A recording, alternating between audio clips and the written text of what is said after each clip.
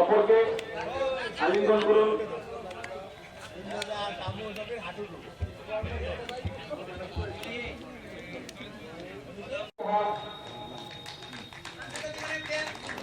ধন্যবাদ।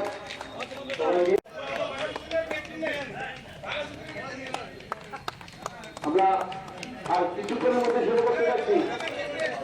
আজকে ম্যাচ পরিচালনা করবে, সেটা ফ্রেন্ডলি ম্যাচ।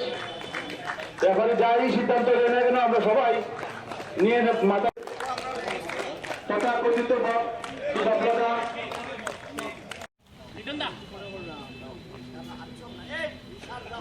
শেষ করছি।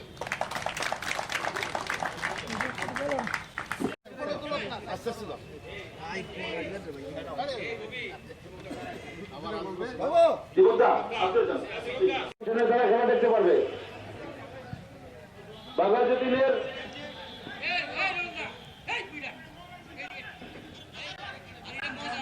সুজিত কেন্দ্রের উপর ডিব্লিং করতে বেশি।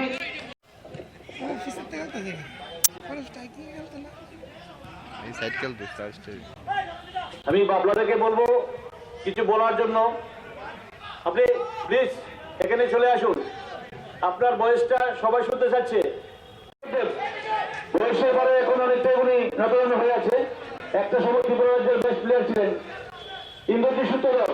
ওকে ছোটবেলা জেনারেটর টাকা হতো, ওর দমই শেষ হতো না।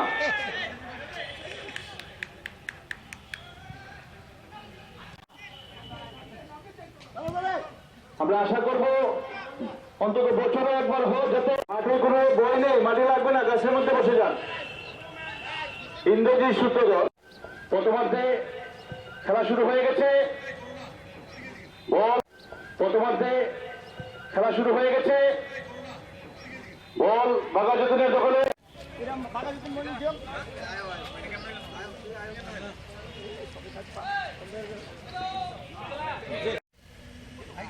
কবিজিৎ একটু পিছনে আসছে।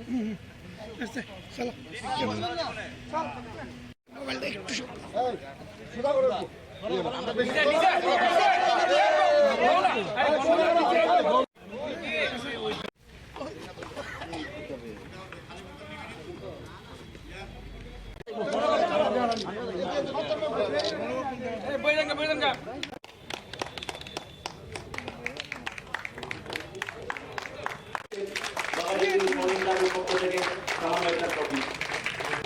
আমরা দুইটা টিম এর আগে আমাদের ওই ধর্মনগর মর্নিং ক্লাবের পক্ষ থেকে আমরা আমন্ত্রণ করা হয়েছিল, আমরাও গেছিলাম সেপ্টেম্বর মাসের 21 তারিখ।